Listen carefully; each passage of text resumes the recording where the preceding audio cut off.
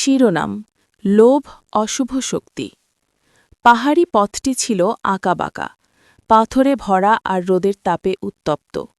দূরে দূরে সবুজ পাহাড়, মাঝখানে সরু পথ পেয়ে দুইজন মানুষ হাঁটছিল। একজন বৃদ্ধ, দাড়িতে রূপালি রং, চোখে জীবনের ক্লান্তি। অন্যজন তরুণ, চেহারায় প্রাণবন্ত হাসি, কাঁধে ভারী বস্তা। বৃদ্ধ লোকটির নাম ছিল রহিমউদ্দিন। বহু বছর ধরে তিনি পাহাড় পেরিয়ে বাজারে যাতায়াত করতেন। সঙ্গে থাকত একটি ছোট থলি, ভেতরে সামান্য তামার মুদ্রা। এই মুদ্রাই ছিল তার সম্বল, সংসারের শেষ ভরসা। তরুণটির নাম ছিল সেলিম। সে ছিল শক্তিশালী, দ্রুত হাঁটে আর কথাবার্তায় মধুর। পথে হঠাৎ বৃদ্ধের সঙ্গে দেখা হওয়ায় সেলিম হাসিমুখে বলল, চাচা, আপনার বোঝাটা ভারী লাগছে, চাইলে আমি একটু বহন করে দিই? বৃদ্ধ কৃতজ্ঞ হয়ে বললেন, আল্লাহ তোকে ভালো রাখুক বাবা, এই থলিটা একটু নিয়ে চল, ভেতরে কয়েকটা তামার মুদ্রা আছে, পথের খরচ। সেলিম থলিটা হাতে নিল। থলির মুখ আলগা ছিল। হাঁটতে হাঁটতে তার ভেতর থেকে কয়েকটা মুদ্রা মাটিতে পড়ে গেল, টুনটুন শব্দ করে। সেলিম থেমে গেল, নিচু হয়ে কয়েন কুড়িয়ে নিল। কিন্তু তার চোখে তখন অন্য রকম ঝিলিক। সে ভাবল, এই বুড়োর কাছে যদি এত মুদ্রা থাকে তবে নিশ্চয়ই আরও আছে। একটু কৌশল করলে সব আমার হতে পারে। সে মুচকি হেসে বৃদ্ধকে বলল, চাচা, আপনার থলির মুখ ভালো করে বাঁধা নেই, আমি একটু ঠিক করে দিচ্ছি। বৃদ্ধ সন্দেহ না করে বললেন, ঠিক আছে বাবা, বেঁধে দে। সেলিম থলির মুখ শক্ত করে বেঁধে দিল, কিন্তু নিজের মনে মনে হিসাব করতে লাগল কতগুলো মুদ্রা আছে আর কিভাবে পুরোটা হাতানো যায়। পথ চলতে চলতে তারা পাহাড়ের মাঝামাঝি পৌঁছাল। দূরে এক প্রহরী পাহাড় চূড়ায় দাঁড়িয়ে দূরবীনে তাকিয়ে আছে। নিচে আরেকদিকে দুইজন সৈন্য হাঁটছে। এই পথ ছিল রাজকর্মচারীদের পথ। যাদের কাছে অবৈধ সম্পদ থাকত তাদের ধরা হতো। সেলিম হঠাৎ ভয় পেল। ভাবল, যদি এই বুড়োর থলিতে বেশি মুদ্রা থাকে, সৈন্যরা ধরলে আমাকেও শাস্তি পেতে হবে। তার চেয়ে ভালো সব মুদ্রা নিজের কাছে রেখে বুড়োটাকে ফাঁসিয়ে দিই। সে কৌশলে বলল, চাচা, আমি একটু সামনে গিয়ে রাস্তা দেখে আসি, সৈন্য আছে কিনা। বৃদ্ধ ক্লান্ত গলায় বললেন, যা বাবা, দেখে আয়। সেলিম কয়েক কদম এগিয়ে আবার ফিরে এলো।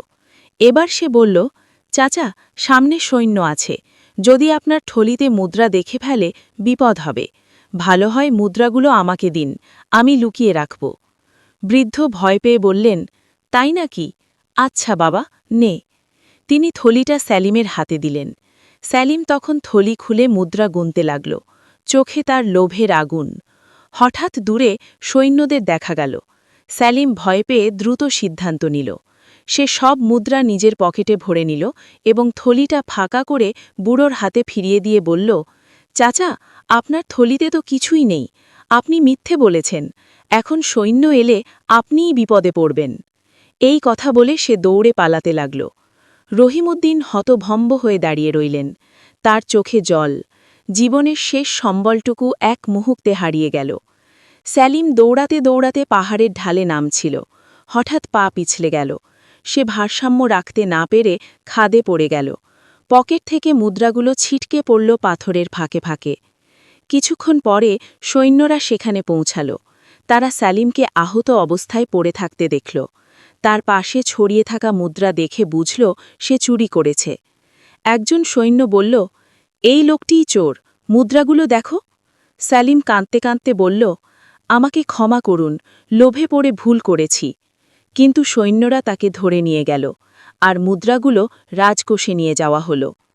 অন্যদিকে রহিমউদ্দিন ধীরে ধীরে হাঁটতে হাঁটতে নিচের গ্রামে পৌঁছালেন।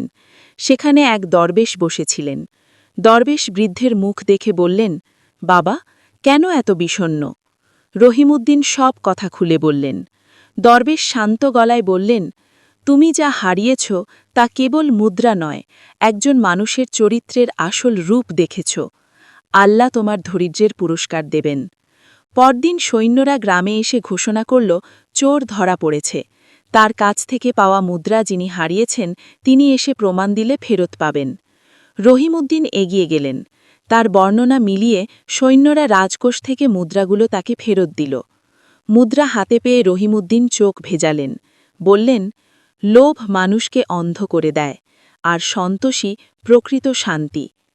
শিক্ষা: লোভ মানুষের বিবেক নষ্ট করে। অল্পে সন্তুষ্ট না হয়ে বেশি পাওয়ার আকাঙ্ক্ষাই মানুষকে সর্বনাশের পথে ঠেলে দেয়। যে লোভ করে সে শুধু অন্যের ক্ষতি করে না, নিজের ভবিষ্যৎকেও ধ্বংস করে। লোভ অশুভ শক্তি, আর সন্তোষী প্রকৃত শান্তি। ভিডিওটি ভালো